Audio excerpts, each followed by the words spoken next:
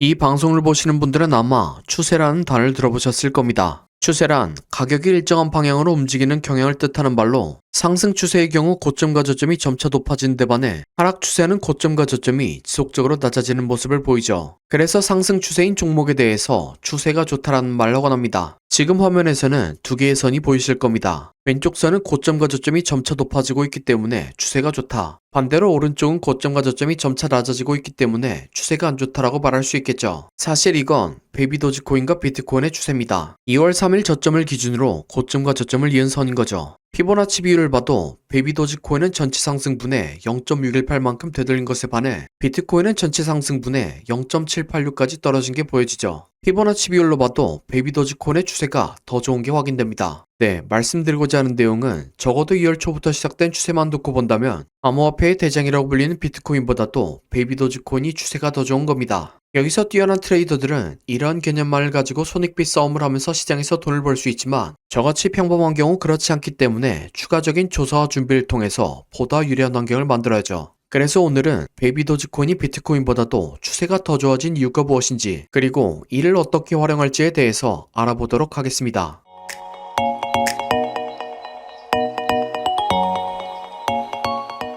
2025년 현재 전 세계 최고의 권력가가 누구냐라고 물으면 10명 중 9명은 미국의 대통령인 트럼프라고 말할 겁니다. 트럼프는 미국만을 우선시하는 정책들을 펼치고 있고 그 정책들을 펼침에 있어서 과격한 모습을 보여주고 있죠. 가장 대표적인 사례 중 하나가 바로 러시아와 우크라이나 전쟁의 종전 협상입니다. 트럼프는 대통령이 되기 이전부터 이들의 전쟁을 끝내겠다고 하며 호언장담해왔었죠. 이에 따라 종전 협상은 전 세계에 관심을 끌게 되었고 트럼프는 이 점을 캐치하고 본인의 능력을 과시하고자 하고 있습니다. 우크라이나와 러시아의 전쟁에 대해서 간단히 말씀드리면 장기간 지속된 전쟁 속에서 우크라이나는 본인들의 영토를 일부 뺏기긴 했지만 전쟁에서 패배하진 않았기 때문에 나라 전체를 빼앗기진 않은 상황이죠. 군사력 열세에도 불구하고 그럴 수 있었던 것은 서방 국가들의 도움이 있었기 때문입니다. 특히나 미국은 우크라이나 보호를 위해서 720조에 육박하는 돈을 쓰게 되었죠. 러시아 역시 마찬가지로 생각보다 길어진 전쟁 때문에 천문학적인 돈을 지출하게 되었습니다. 그래서 러시아는 현재 경제 외교적 출혈을 막기 위해서 종전을 희망하고 있죠. 이러한 상황에서 등장한 게 트럼프입니다. 트럼프는 현재의 상황을 이해하고 있고 본인과 미국을 우선으로 하는 판단을 내리고 있는 거죠. 뉴스를 보신 분들은 아시겠지만 트럼프는 현재 우크라이나의 전쟁을 지원한 대가인 720조 원을 요구하고 있습니다. 그리고 이를 따르지 않으면 경제적 식민 지하를 진행하겠다라고 하면서 말이죠. 우크라이나는 오랜 전쟁으로 인해 재정 상태가 좋지 않기 때문에 이는 불가능에 가까운 요구죠. 결과적으로 이러한 상황은 트럼프의 전 세계적 협상력을 높여주는 계기가 되었습니다. 여기서 우크라이나가 어떤 판단을 하더라도 트럼프 입장에서는 외교적으로 성공한 결과를 가져오게 되는 거죠. 전쟁의 종결, 720조 원,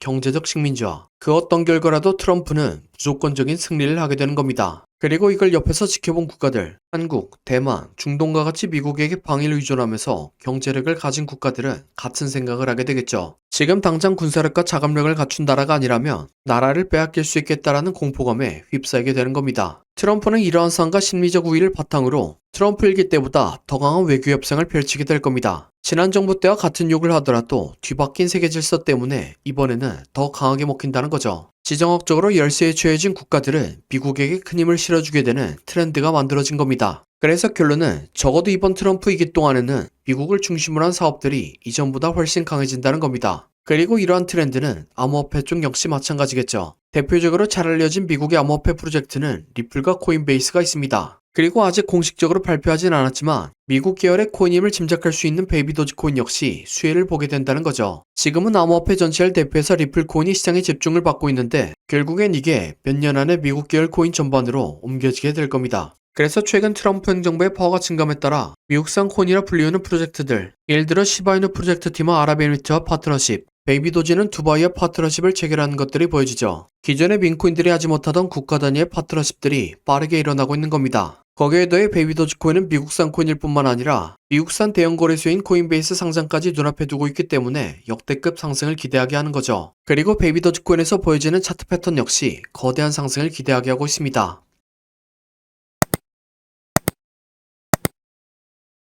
베이비 도지코인에게서는 충격 파동이 보여집니다. 이론적으로 충격 파동이 나오면 거대한 조정 파동이 나오지만 저점을 깨지 않고 5파의 고점을 갱신하죠. 지난 8월부터 시작된 충격 파동을 뜯어보면 1파 다음 2파는 1파의 저점을 깨지 않은 단순 가격 조정, 다음에 3파가 연장된 형태로 강하게 나왔고 4파는 2파의 파동 교대로 시간 조정 형태의 삼각 수렴. 그렇게 4파의 삼각 수렴을 마친 이후에 1에서 3파 길이 7, 86 극에 해당하는 5파 완성. 결과적으로 신뢰할 만한 충격 파동이 완성됐다고 생각했었습니다. 그래서 지난 12월에 거대한 조정이 나올 걸 예상할 수 있었죠. 그리고 최근 거래량을 터뜨리며 상승을 만들어냈고 역사상 최고점까지 만들어냈죠. 거기에 더해 최근 상승의 시작 부분을 보면 충격 파동이 나왔습니다. 충격 파동이 나오면 거대한 조정 파동이 만들어지지만 저점을 깨지 않고 고점을 추가적으로 갱신하죠. 조정 파동 이후에 매수에 들어간다면 큰 수익을 볼 수 있지 않을까 생각합니다. 이후엔 이런대로 거대한 조정 파동이 났죠. 그리고 현재는 2파가 자주 완성되는 구간 중 하나인 786에서 반등 중에 있습니다. 또한 앞서서 말씀드린 것처럼 현재의 위치에서는 비트코인보다도 추세가 좋아진 게 확인됩니다.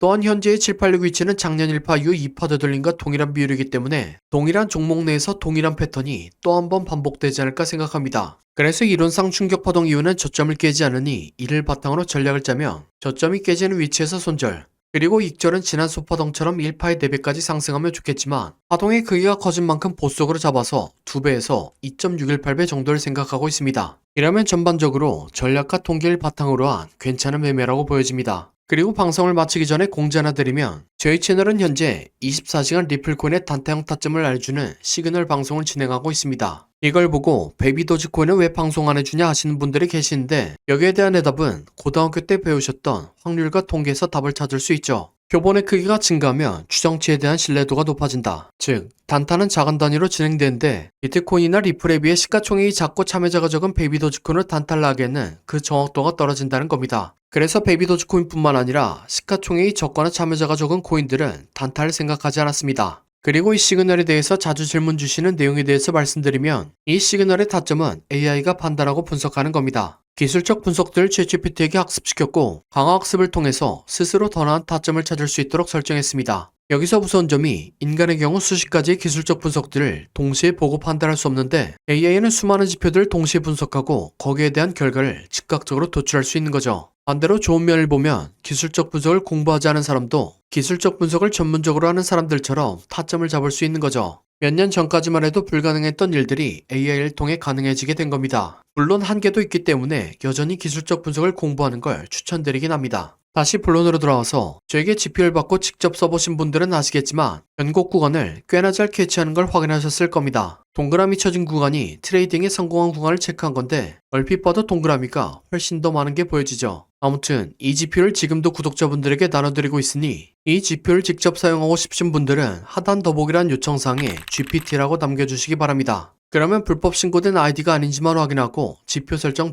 도와드리겠습니다. 그리고 이 지표를 받아서 잘 활용하지 못하신 분들이 계신데 간단한 사용 팁을 드리겠습니다. 우선 이 지표를 세팅하게 되면 트레이딩 뷰라는 무료 플랫폼을 사용하게 되실 겁니다. 그리고 트레이딩 뷰 안에는 이런 식으로 알람 기능이 있는데 이 알람 기능을 활용하면 본인이 원하는 종목과 시간 단위에 맞는 신호가 나왔을 때 휴대폰을 통해 알림을 받을 수 있는 거죠. 하루 종일 차트를 지켜볼 필요가 없는 겁니다. 그리고 또 하나 팁을 드리면 아까 말씀드린 것처럼 표본의 크기가 증가하면 신뢰도가 높아지는 것처럼 시간 단위가 커지면 시그널의 승률도 높아집니다. 그래서 저 같은 경우 이 개념을 활용해서 더 큰 시간 단위인 4시간봉으로 현재의 추세를 확인하고 15분봉 단위에서 4시간봉 추세와 동일한 방향의 시그널이 나왔을 때만 진입하는 전략을 쓰고 있습니다. 시가총액이 가장 큰 비트코인이나 거래량이 가장 많은 리플에 대해서는 이 정도의 프레임을 추천드리며 시가총액이 작은 코인의 경우 시간 단위를 더 크게 가져가 보시길 바랍니다. 아무튼 이 지표를 원하시는 분들은 화면 하단 더보기란 요청사항에 GPT라고 남겨주시기 바랍니다. 그럼 다음 영상으로 찾아뵙겠습니다.